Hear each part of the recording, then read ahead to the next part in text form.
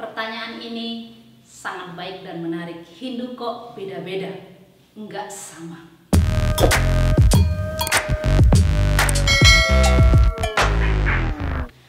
Om Swastiastu, salam Dharma. Pertanyaan ini adalah pertanyaan umum yang ada di berbagai platform sosial media saya. Kenapa Hindu beda-beda? Di Nusantara, kalau kita amati, ada Hindu etnis Bali, etnis Toraja, etnis Dayak, bahkan saudara-saudara sahabat saya yang di Sulawesi, ada Hindu Tolotan, kemudian ada sahabat dan saudara-saudara saya di Pulau Buru, di Pulau K, dan di berbagai tempat di wilayah Nusantara ini. Etnis-etnis yang sangat cantik itu banyak di antara mereka yang terus secara turun-temurun menganut agama leluhurnya, yakni Hindu. Namun kata Hindu atau agama Hindu ini resmi menjadi sebuah agama yang dinaungi di Indonesia setelah Indonesia merdeka. Sebelum zaman itu, agama di masing-masing etnik atau keyakinan di masing-masing etnik ini disebut dengan keyakinan-keyakinan atau nama-nama yang berbeda. Pertanyaannya, apakah mereka benar-benar Hindu atau mereka hanya membingkai diri dengan kata Hindu? Good people, saudara-saudara saya sekalian, Hindu memang mengalir dari sumbernya ke berbagai wilayah dengan mengadopsi nilai-nilai lokal. Artinya, local value, tradisi-tradisi lokal sangat dihargai oleh umat Hindu. Ketika kita menganut agama Hindu, kita diizinkan untuk mengembangkan liturgi secara lokal. Artinya, cara beribadah, pakaian, bahkan tempat ibadah sering terlihat tidak sama, bahkan untuk satu di Indonesia. Terlebih ketika kita ingin membandingkan Hindu di Indonesia dengan Hindu di India misalnya, ini tentu terlihat sangat jelas. Yang pertama dari cara sembahyang, hari-hari raya, dan pakaiannya itu sendiri. Umat sedharma, sahabat-sahabat, good people, jika Hindu ini berbeda-beda seperti ini, apakah yang sama atau apakah yang membingkai? Saudaraku sekalian, ritual diizinkan untuk berbeda, pakaian diizinkan untuk berbeda, tetapi kita dibingkai oleh nilai-nilai Dharma. Apa itu nilai-nilai Dharma? Nilai Dharma adalah nilai yang melekat dengan agama tertua di muka bumi ini yang awalnya bernama Sanatana Dharma. Hindu akhirnya menjadi sebuah nama baru yang diberikan kepada orang-orang yang beribadah, orang-orang yang memiliki keyakinan di sekitar Sungai Sindhu, atau secara akademik kita bisa meninjau dengan peradaban Sindhu Saraswati, Indus Valley Civilization. Jadi dengan demikian yang sama adalah nilainya. Umat Hindu atau etnik-etnik Hindu yang berbeda-beda ini dibingkai dengan nilai yang sama, yakni nilai Dharma atau kebajikan. Bagaimana Dharma kita? Yang pertama, ada Dharma yang bersifat umum dan ada Dharma yang bersifat khusus.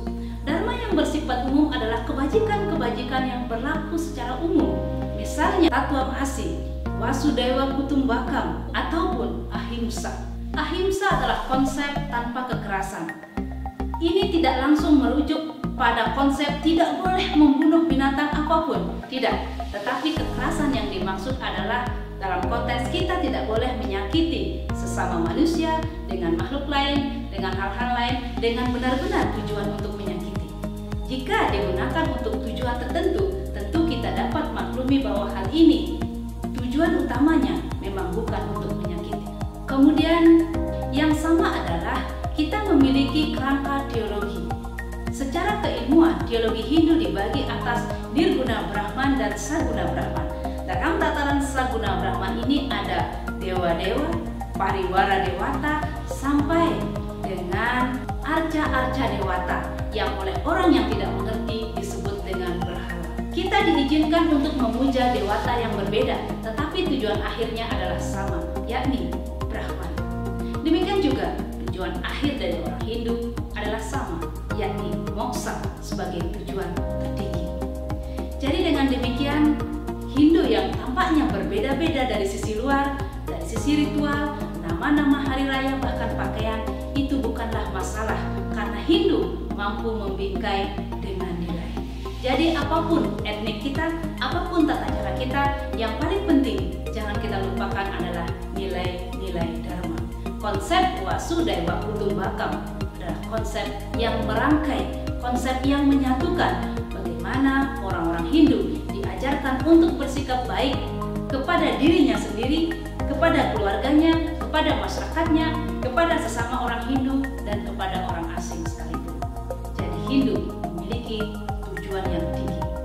Baik, jangan lagi kita bingung, apalagi berkelahi hanya karena perbedaan-perbedaan. Saya teringat dengan cerita seorang mualaf. Seorang mualaf ini mengaku sebelumnya dia adalah beragama Hindu, yang profesinya adalah seorang penyanyi atau mungkin anggota dari grup band tertentu. Dia sempat ke India dan pernah satu tempat tinggal, entah di hostel atau hotel, mungkin seperti itu, dengan orang India yang beragama Hindu. Tetapi ketika waktu-waktu sembahyang yang dikonstruksi di Indonesia, jam 6 pagi, ini boleh mundur sebenarnya, kemudian jam 12 siang dan jam 6 sore, ini adalah sandiakala atau 3 waktu yang baik untuk melakukan pemujaan. Sang mualaf ini yang sebelumnya masih beragama Hindu berkata bahwa dia ingin melakukan ibadah Hindu. Temannya orang India ini Hindu merasa heran, kenapa kamu melakukan ibadah? Dan inilah menimbulkan kebingungan dari orang ini yang berpikir kenapa agamanya sama tetapi berbeda, tata cara ibadahnya berbeda, harinya berbeda, bahkan waktunya mungkin juga berbeda. Kebingungan ini sering menimbulkan kegoncangan bagi seseorang. Mari kita meningkatkan persaudaraan kita sesama penganut Dharma, dan kita meningkatkan persaudaraan kita dengan semua umat manusia di muka bumi. Dan mari kita memberikan kontribusi yang besar dalam kehidupan kita saat ini. Salam Dharma. Om Santi Santi Santi. Om.